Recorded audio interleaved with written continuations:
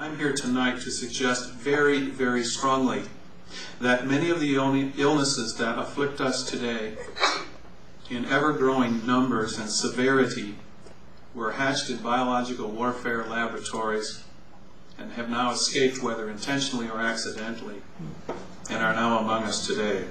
Never stop to wonder when watching my TV why we who do the work are so seldom seen. Now I'm wondering why we're blacked out or portrayed as troublemakers, or always in the background when on screen. Working TV, now we're on screen. Working TV. Welcome to Working TV. I'm Libby Davies. If you believed that aircraft with secret government approval have been spraying noxious chemicals developed in U.S. military biological warfare laboratories on unsuspecting Canadians, would you be paranoid? Or if you yourself saw distinct plumes of chemtrails from this spraying, yet were told by Transport Canada that no such spraying was taking place, would you be delusional? You'd be absolutely correct, according to William Thomas, who has spent the last 14 months studying the chemtrails phenomenon. He's an award-winning journalist who recently wrote a book about the Gulf War syndrome.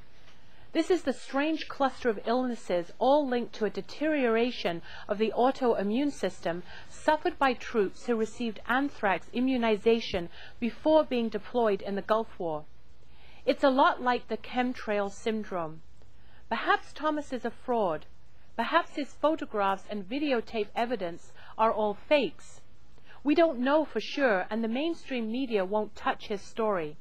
Nevertheless, we're told that Project Censored USA, a respected media watchdog group, recently judged chemtrails to be one of the most underreported stories of the past year.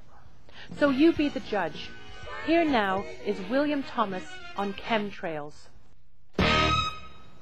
My story really began on the battlefields of Kuwait. Just after the Gulf War, just after liberation, when I entered that town and joined up with two other gentlemen in a Gulf Environmental Emergency Response team. And the three of us were the sole response to the biggest environmental disaster of modern times, including an oil slick 25 times bigger than Exxon Valdez, a slick that was later doubled in size by the oil rain falling out of that sky. We didn't see the sun our entire time in Kuwait.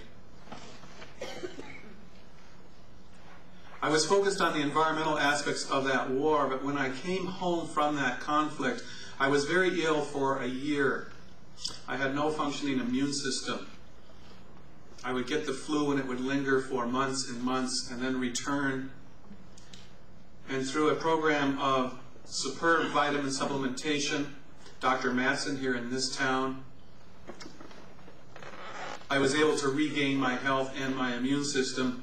And when I heard from hundreds and hundreds of veterans about a strange illness they were calling Gulf War syndrome, I became very concerned as a journalist that, again, this was not being covered by the mainstream press. And in 12 months of going every news source from Rolling Stone and Mother Jones to the New York Times, I was turned down everywhere because the story was simply too hot. That story on Gulf War illness was eventually published by Monday Magazine in Victoria, and I went on to write a book called Bringing the War Home. And in that book I was able to show a photograph of a very tiny critter, about the 10th of the size of a bacteria, called a mycoplasma, which Dr. Garth Nicholson and his wife Nancy, foremost microbiologists with reputations highly regarded throughout the world in their profession, had tracked Gulf War illness to this mycoplasma in the anthrax vaccines given to Canadian, American, Australian, and British soldiers. Many of them got sick even though they never deployed to the Gulf. And I concluded the book by saying the only good news is with some 200,000 sick veterans in North America and their spouses and their children, at least the mycoplasma and these biological weapons are not loose among the public. I was wrong. So tonight we're going to have a look at what is really ailing us. We're going to have a look at what is happening in the skies overhead, and we're going to talk about what we can do about that.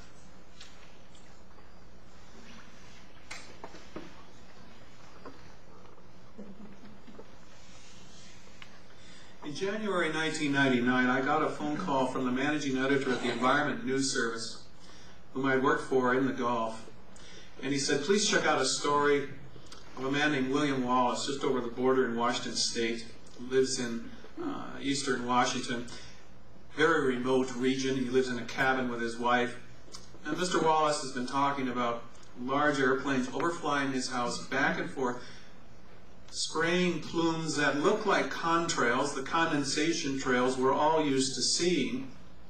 But unlike these ice crystal trails that form in the hot engines of jet aircraft above 33,000 feet, according to the U.S. military and Canadian aviation authorities, unlike these condensation trails that linger usually, not always, but almost always, for about 30 to 45 seconds, you see the pencil-thin trail a short distance behind the aircraft, disappearing like the wake behind a boat. Unlike these trails, the trails that William Wallace and his wife Anne were seeing were broad white plumes. They lingered for hours. And as these aircraft began crisscrossing each other and forming a grid, these plumes gathered together and took a clear blue sky and made it opaque, hazy, milky. Temperatures dropped. His animals sickened, his dogs died, his plants sickened, his wife became very ill. And when I went on Art Bell for the first time and used William Wallace's name with his permission, he was again visited for the third time by aircraft who sprayed their property. In fact, that night when I finished my first Art Bell show, I was living in a small cabin in the hills outside of Chemainus. And I came outside about 3:30 in the morning, very wired from this very intense presentation. Took a breath of air, beautiful night, stars, just started to relax, and I froze. Giant X right over the cabin. Now, I'm not paranoid or anything, but when they started flying parallel patterns down the ridge right across from me, over the next few weeks, I began to wonder. I began to wonder if maybe some people were sensitive about having this story exposed. Let's have a quick look at what we're talking about, because pictures are always better than words. I don't know about you, but people continually tell me, oh, these are normal contrails, these are normal aircraft patterns, and I'm here to tell you tonight that if commercial airline pilots pulled this stunt, they would lose their license.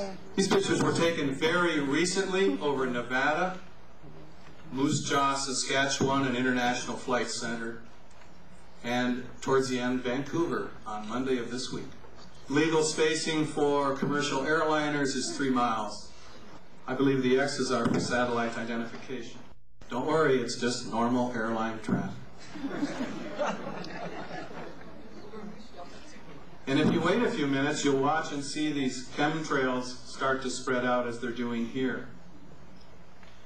And if you have ignored the phenomena for an hour and happen to look up, you'll probably think it's just cloud. But fog forms at ground level. It doesn't form at 20,000 feet. But something else was going on. Something else down here on the ground. Last winter, in this city, in Victoria, in London, Ontario, in Toronto, Edmonton, cities across Canada, we saw an epidemic of influenza-like illnesses. That epidemic was also right across the United States and England. At Peterborough, the emergency room took 307 acute care patients in one day. In England, refrigerator trucks were hired to haul the dead bodies away. This is from the BBC, by the way. This is an exact repeat of the previous winter, when refrigerator trucks were pushed into service as morgues in England. And we had 12 straight weeks of what the Centers for Disease Control called an epidemic of influenza-like illness and pneumonia, an epidemic in terms of death rates. England saw 8,200 people die in 3 weeks, mostly the elderly.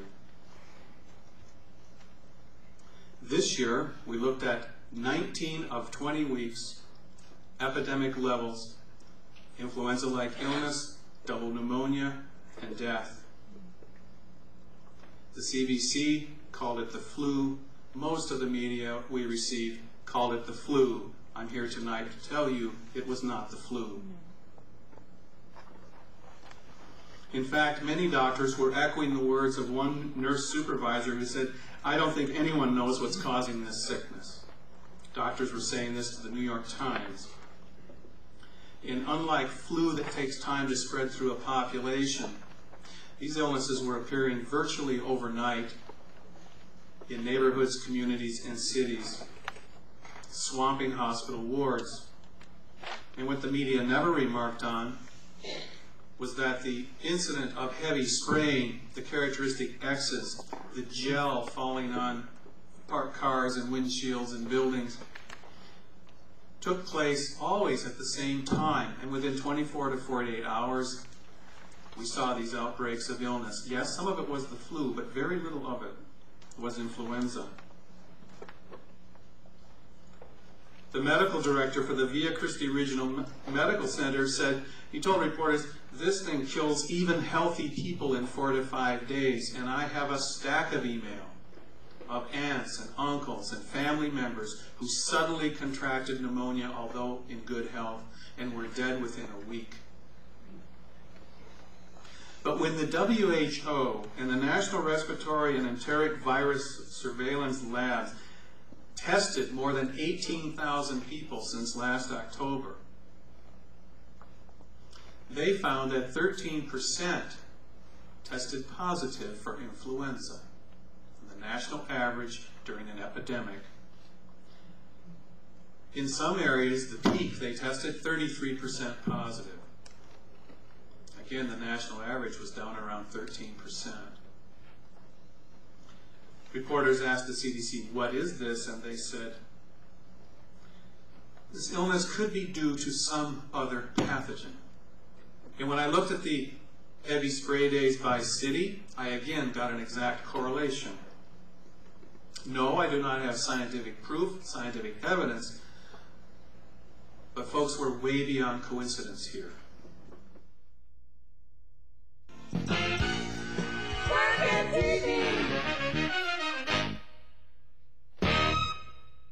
I'm Noam Chomsky. You're watching Working TV.